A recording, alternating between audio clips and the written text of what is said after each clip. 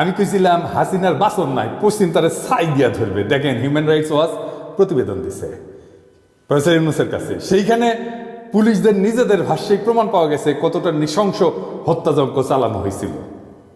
এখানে বলা হয়েছে যে পুলিশ বিক্ষোভকারী ছাড়াও তাদের আশেপাশে বাসাবাড়ির জানলা গেটে দাঁড়ায় থেকে দেখতে থাকা মানুষের উপরে যারা সাক্ষ্য দিতে পারে তাদের উপরে গুলি চালাইছে, যেন কেউ নৃশংসতার সাক্ষ্যটা দিতে না পারে।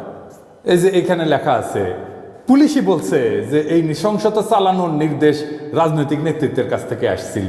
পুলিশ অবশ্য নিজের মুখেও বলছে, যেমন ধরেন এই যে এই ভিডিওটা, আমাদের উপর নির্দেশনা আছে, আজকে যদি আপনারা বের হন আমরা কিন্তু ডাইরেক্ট গুলি আমাদের ব্যবস্থা আমরা নিব। শীর্ষ কর্মকর্তা সিসিটিভি দেখছে, ভিডিও গেমস যেমন খেলে এরকম দেখে দেখে দায়িত্বরত কর্মকর্তাদের এমনভাবে গুলি করার নির্দেশ দিচ্ছিল যেন তারা ভিডিও গেম খেলতেছে।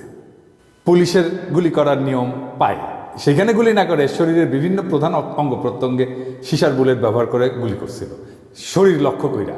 এমনকি যখন তাদের জীবনের উপরে, মানে পুলিশের জীবনের উপরে আঘাতের কোনো ধরনের শঙ্কা ছিল না। ব্যারিস্টার আরমান র্যাব টিএফআই সেলের আয়না ঘরে বন্দি ছিল, সেই সেলটা আবিষ্কার করা হয়েছে। সেখানে হাজারের উপরে বন্দি থাকতো, অবিশ্বাস্য সংখ্যা। 8টা কবর সেল আবিষ্কার হয়েছে 3 ফিট বাই 4 ফিট, যেখানে শুধু বসে থাকা যায়, শোয়াও যায় না। অনেক এভিডেন্স নষ্ট করা হইলো, পুরা স্থাপনা বিস্ফোরণে উড়ায় দেওয়ার পরিকল্পনা করছিল জল্লাদেরা, যেন এই এভিডেন্স বাইরে না আসে। ওই দিন যেন ফিরে না আসে হাসিনার দিন, সেটা নিশ্চিত করার জন্য বিশাল কাজ বাকি আছে ভাইরা, এখনই ক্ষান্ত দিয়েন না। অনেকে বলছেন যে সিরিয়াজে 1 মাসে করলো, তা আমরা 6 মাসে কেন করতে পারি নাই? তার উত্তর হচ্ছে আমাদের পুরো একটা হোস্টাইল প্রশাসনের সাথে কাজ করতে হচ্ছে। পুরাই তো হাসিনার প্রশাসন। বিপ্লবের পক্ষের শক্তিকে দূরে সরকারে রাখা হয়েছিল, তাই আমাদের ক্রুশিয়াল শক্তিকে কাজে লাগাতে পারে নাই সরকার। বিপ্লবের শক্তি নানা ধান্দায় ব্যস্ত হয়ে গেছে। তো এই কাজকে ফ্যাসিলিটেট করার জন্য যে প্রভাব ইনফ্লুয়েন্স দরকার, তেমন মানুষের সংখ্যা তো কম। তবে কাজ হইতেছে, ভরসা রাখেন, সরকারকে নির্বিঘ্নে কাজ করতে দেন। দাবি দেওয়ার নামে অরাজক পরিস্থিতি তৈরি করে সরকারের চলার পথকে কণ্ঠকাকীর্ণ করে দেবেন না।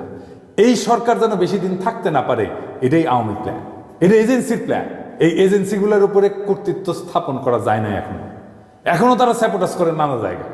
ভাই ফেসবুকে চিল্লায় কাজ হয় না, মাঠে কাজ করতে হবে, সেটা সময় লাগে, এনার্জি লাগে, ঘাওড়াদের দাবরানি দেওয়া লাগে।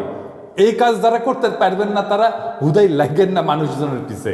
আমার পিছু লেগে আছে অনেকজন, আর কি লেগেন না, লাভ নাই আর কি, লেগে কোনো কিছু করতে পারবেন না। আমাদের এই মুহূর্তে করণীয় হইতেছে প্রফেসর ইউনূসের সরকারকে সর্বাত্মকভাবে সহায়তা করা। প্রফেসর ইউনূসকে বলতে হবে যে আপনার উপদেষ্টা পরিষদ পুনর্গঠন করেন, দক্ষ তরুণদের উপদেষ্টা পরিষদে অন্তর্ভুক্ত করেন, দেশের মধ্যে আওয়ামী লীগারদের দাবরানির উপরে রাখার জন্য সব ধরনের কৌশল নিতে হবে। আওয়ামী লীগের পক্ষে যেই কথা বলবে তারই দাবরানি দেওয়া। দেশের বাইরে যারা আওয়ামী লীগের পক্ষে কাজ করতেছে তাদের বিরুদ্ধে আমাদের ফরেন মিশনগুলোকে সক্রিয় করতে হবে। ওই যে সেদিন দেখেছিলাম না, কানাডার একজন আমাদের ভাইদের নাম থাম ছবি টবি দিয়া প্রচার চালাচ্ছে, ওদের নাকি পিটাবে। ওই ইত্তেফাকের নাকি কানাডার প্রতিনিধি, ওই ইত্তেফাকে কানাডার প্রতিনিধি থাকে কিভাবে? ইত্তেফাক ভালো হইয়া যা, হাসিনার লেসপেন্সারি করেছে আপনার মালিক, এখন এই সমস্তকে আশ্রয় দিতেছেন, সামাজিক প্রতিষ্ঠা দিতেছেন। পুলিশে যারা অসহযোগিতা করতেছে তাদের নির্দয়ভাবে অব্যাহতি দিতে হবে। তারপরে সবার সম্পদের খোঁজ নিয়ে টান দিতে হবে। ইন্ডিয়ান সকল ইন্টারেস্টকে, সকল পণ্যকে বর্জন করতে হবে। ইন্ডিয়ার সাথে লটর পটর যারা করতে যাবে তাদের সামাজিকভাবে লজ্জা দিতে হবে। মিডল ক্লাস আর আপার মিডল ক্লাসের মধ্যে যারা আওয়ামী লীগের পক্ষে আওয়াজ তুলতেছে, কাজ করতেছে, তাদের দৌড়ানির উপরে রাখা হবে। সোশ্যাল মিডিয়া ফলো করা হবে। এদের সবার অপ্রদর্শিত আয় আছে, ফাইল ওপেন করেন, কিছু করতেও হবে না, শুধু ফাইল ওপেন করেন, পেটের গু শুকায় জিলাপি ঘুটা হয়ে যায়। যারা হত্যা করছে আমার ভাইদেরকে, সন্তানদেরকে গুম করছে, পুলিশ, র্যাব, ডিজিএফআই, এদের প্যাকেট করে ফেলতে হবে। বাধা দিতে থাকলে এমন কৌশল না হবে যেন বাধা দিতে না পারে। আমার কাছে কৌশল আছে, ওই জাউরামুর স্ট্র্যাটেজি আছে, শিওর সব। হ্যাঁ, শরদ্দীর বডিগার্ড, ওই যে হ্যাঁ শরদ্দীর বডিগার্ড, ওই ছিল ভদ্রলোকের সাথে ভদ্রতার, জাউরাদের সাথে ডাবল জাউরাম, নাহলে আপনি গেলে মরছেন। আমি সেটা ফলো করি। ইন্ডিয়ার এখন মূল প্ল্যান হইতেছে প্রফেসর ইউনূসকে সরানো। প্রফেসর ইউনূসের ব্যাপক আন্তর্জাতিক গ্রহণযোগ্যতার জন্য বাংলাদেশে ইন্ডিয়া কিছুই করতে পারতেছে না। প্রফেসর ইউনূস ইন্ডিয়ার গলার কাটা হইয়া দাঁড়াইছে, এই কাটা সরাইতে চাইতেছে ইন্ডিয়া। এই জন্য নির্বাচন দিয়ে সরে যাওয়ার চাপ তৈরি করতেছে যেন বাংলাদেশকে আবার দখল করতে পারে ইন্ডিয়া।